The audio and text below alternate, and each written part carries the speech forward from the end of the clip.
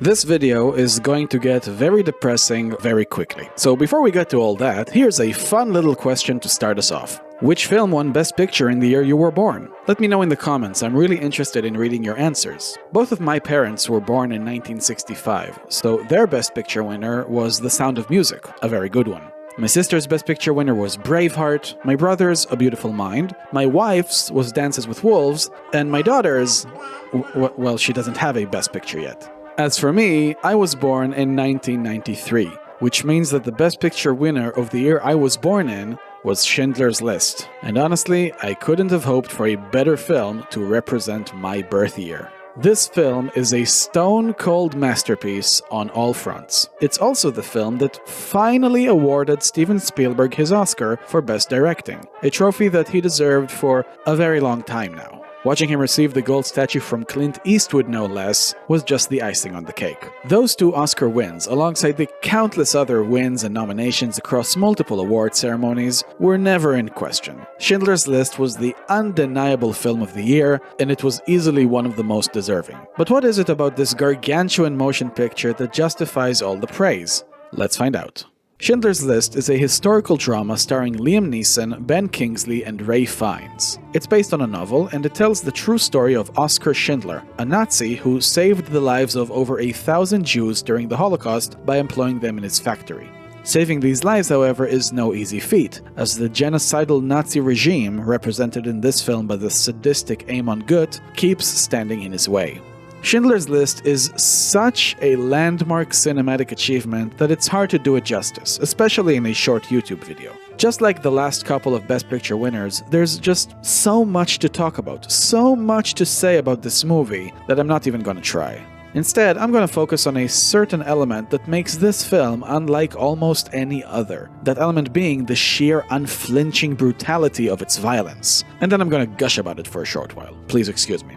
Schindler's List, for large stretches of its running time, doesn't feel like an actual movie. Instead, it feels more like a window into a very dark time in our past, a realistic, honest, and unwavering portrayal of the inhumane atrocities the Nazis committed against the Jews during the Holocaust. Putting aside the fact that I'm an Israeli Jew myself, you don't need to have a personal connection with the Holocaust in order to appreciate the magnitude of the evil presented here. You only need to be human. What's amazing is that Steven Spielberg, a guy usually known for magical and enjoyable summer blockbusters, was the man responsible for bringing those harrowing stories to life, and he did an outstanding job. I don't think Spielberg himself was aware of the monstrosity he was making. Spielberg made the bold and brave decision to basically just keep the camera rolling at all times and never cut away. The staggering violence is just right there, in full view, daring you not to avert your eyes. The film shows all the ways and all the steps of the steady dehumanization of Jews by the Nazis, how they were transformed from people to cattle, how the Jews were forced, out of desperation, to undertake the most extraordinary measures in order to survive. And it's heartbreaking, shocking, and infuriating to behold.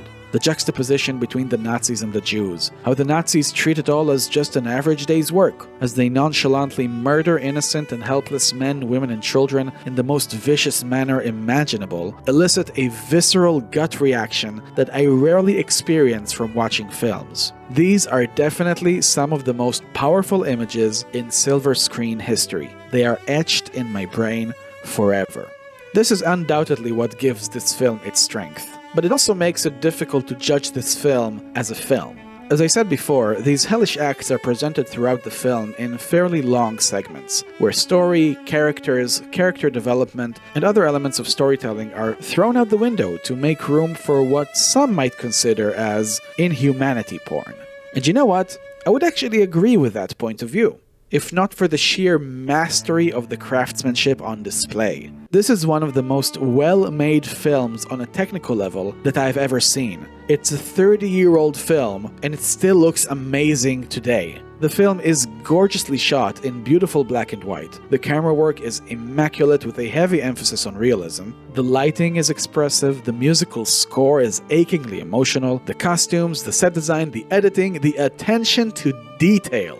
Every single shot, every single frame has something interesting in it, something meaningful in it, something visually stimulating in it. The presentation of this film is just remarkable. As far as filmmaking goes, there aren't many that surpass Schindler's List. Simply spectacular.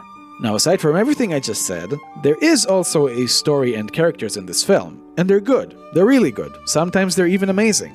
But, if I'm being perfectly honest, it is the weakest part of the film. Case in point, if the film had the exact same characters and story and the same emotional beats, but it lacked the amazing presentation, or the attention to detail wasn't there, or it didn't focus on the atrocities as much, it wouldn't have been as successful and as lauded by critics as it is. Search your feelings, you know it to be true. You don't watch Schindler's List for the story and the characters, you just don't. They're good, don't get me wrong. Oskar Schindler is a great character, very interesting and multi-layered, and his development is well written. Amon Gut is a very effective villain, and Ray Fiennes gives a magnificent performance. But let's face it, they're not all-timers or anything. I mean, you might see Amon Gut in a list of greatest movie villains, maybe near the bottom, but you'll never see Oskar Schindler in a list of greatest ever protagonists, or Itzhak Stern in a list of greatest ever supporting characters. The characters are there because the film needed them to be there. They serve their purpose, and not much else. Again, I know it sounds like I'm trashing the characters, but I'm really not. It's just that the other aspects of the film are of such high caliber that it casts a shadow on the film's relative weaknesses. At least for me, that's just how I see it. I completely understand if you think differently about this. As for me, the lopsided nature of the film takes just a bit away from it, but not a lot. Even though the characters and story are the weak link, they're still really good, and the film itself is still amazing. Schindler's List is simply one of the most powerful, disturbing, and heartbreaking films in history. I watch it every year during the Israeli Holocaust Day of Remembrance. It's one of the greatest films ever made. It's one of my favorite Steven Spielberg films. And yes, it's also one of the Best Picture winners of all time. Schindler's List is ranked near the top, of course, but it doesn't overtake the whole list. Because of the nature of this marathon, I have to compare this film to other juggernaut classics, and there are some that I like just a bit more than this one. But that doesn't take away anything from the quality of this masterpiece. Thank you, Steven Spielberg, for making this film. Up next is the 67th Best Picture winner, a film that my personal opinion on it probably won't be the most popular: Forrest Gump.